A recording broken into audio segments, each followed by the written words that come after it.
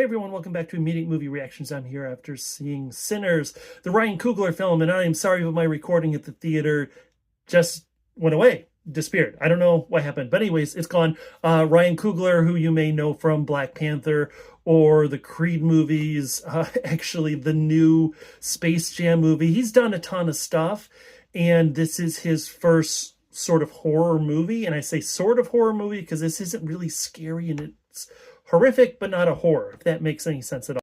This movie does star Michael B. Jordan, who plays twins, which I know, it's hard to recommend a movie where somebody plays twins because it's usually really freaking terrible. But it works very well, and within the context of this story, it makes absolute sense. It's something that has to happen, and there are some really cool things that they do, like having them pass a cigarette back and forth, which is perfectly seamless, and you actually get to know the two characters, Smoke and Stack. They're the Smokestack twins.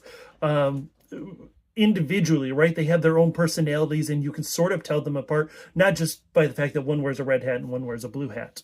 Hailee Steinfeld is also in this film. Take that or leave that. This is primarily a black movie. She is in there for a particular reason, and one of the things that I loved about this film is that they give each individual character a reason for being there and an arc. They develop the characters while they don't spend an inordinate amount of time doing so. This does introduce Miles Caton, I believe his name is pronounced, who plays young Sammy, who is the blues star. And if you ever get a chance, please watch Devil at the Crossroads. It is a Netflix documentary. I've watched it I don't know how many times. It is one that I keep looking at thinking, hey, I want to see that, right? Then I watch it and realize I've seen it again, but it's so compelling. But I'm also a huge fan of blues. I like that music. I like that style. I'm not a huge fan of period pieces, which is what this is. It's set, I believe it's in 1936. So it would be just after the end of World War I. And it is in the South, and it is that Southern Gothic feel, that Southern Gothic horror that I wanted out of Woman in the Yard, and I did not get. So anyways, I'm getting ahead of myself. Delroy Lindo is also in this film, and he's absolutely fantastic. Of course, he plays the old blues star who's kind of, down on his luck. He's busking at the train station, and he's an alcoholic. And so the story is, does Sammy, now he's working for his cousin, the Smokestack twins, as they're opening a juke joint in the South, and there's all sorts of, racial implications with that. But this movie is really about the individual characters and the development of the music, the development of, how can they build a business? Do they have to do it sort of in a criminal way? Do they have to do it with stolen money? Are they going to get a fair shot? And what this film is billed at is a vampire movie, right? We've seen the trailers, we know what's going to happen, and that's kind of actually a very small part of it. This is really, it's about the characters, it's about the people, it's about the culture. And I am like flood deep in South of Midnight, which is a new Game Pass game. Absolutely freaking fantastic. I love that. I want to do actually a review on that as well. I just want to get a little bit further in it. And what I love about that is the music is part of that game, right? There's this diegetic feel to the music that propels the story in a way that we don't really see a lot. There is one scene where young Sammy is finally, he gets his chance and he's playing in front of the crowd, and we see the swirl of different cultures and music from the past and music from the future. And that's where one of my negatives is going to come in, is that there is a future guitar player that they show, which should have been Buddy Guy, or Hendrix or Prince. Instead it's sort of Bootsy Collins, and that didn't make a whole lot of sense. That was a little bit silly, I think, there. I think that the other issue is that the hook that people are coming into this movie is the vampires, and I am sort of a vampire snob. I will say that one of the issues that I did have with this film is that somebody is bit and then they become a vampire. Like, it's as simple as that, and that has never made sense in any way to me, because then everybody would be a freaking vampire. And they do kind of do this hive mind thing where maybe it kind of makes sense. But going back to the Southern Gothic, they explain it as haints, they explain it as the spirits, as the souls that are trapped in the body. And so in that context, that's fine, because this is really the story of the people and the land and everything that's going on there. They do bring in natives. I believe it's a Choctaw tribe that they very briefly reference and bring into the film. I wanted more to come out of that. I wanted some sort of explanation as to why, I'm sorry, spoiler alert, why they would have had this vampire and how the vampire would have gotten out and all that sort of thing. That would have made a little more sense to me.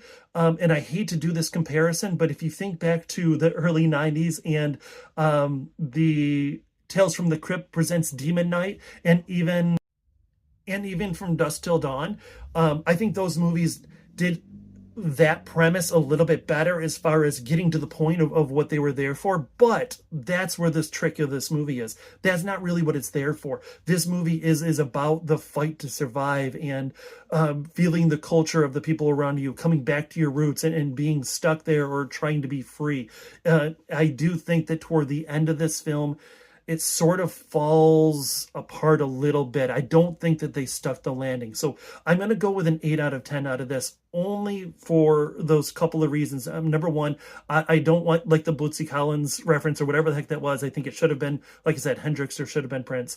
I think that it took a little bit too long to get to where the action was happening. And then when that happens, it's kind of this rush and then it's over. None of that made sense. I didn't like the build up, and I didn't want it to be a cheesy sort of action movie in any way, which it was not. I do think that as much as the diegetic music of the blues and even the Irish folk music is absolutely fantastic in this, I think that the cinema score is kind of terrible. It took me back, and I love movies like Lost Boys, but it took me back to those cheesy 80s vampire movies in a bad way, unfortunately. I also think that the end of this movie, so basically there's 2 ending sequences, I guess 3. There's the big fight at the end, where the vampires are all coming into the juke joint and somehow they fight them off or whatever. And then it just kind of ends, right? That just kind of, the whole build up and the terror and the horror and the suspense, it's just kind of, it's over, and everybody that you've kind of grown to care about is either dead or burned or whatever. I think also there's a sequence with Smoke where he essentially gets into a gunfight with Ku Klux Klan members. That didn't need to be there. I did like the arc. I like him having that final goodbye where he can go be with the woman he loves and go be with his child. Like, that was fine, but it didn't need to happen the way that it did. It felt like that was sort of out of a different movie. It was just another idea that they had that they felt they could throw it in, where this movie was already starting to get a little bit too long.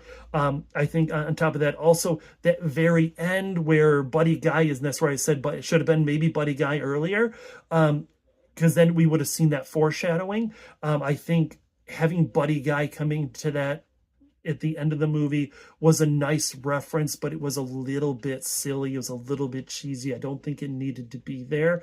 Maybe a post credits, but it was sort of a, like, they start the credits and then that scene starts and actually people got up and left.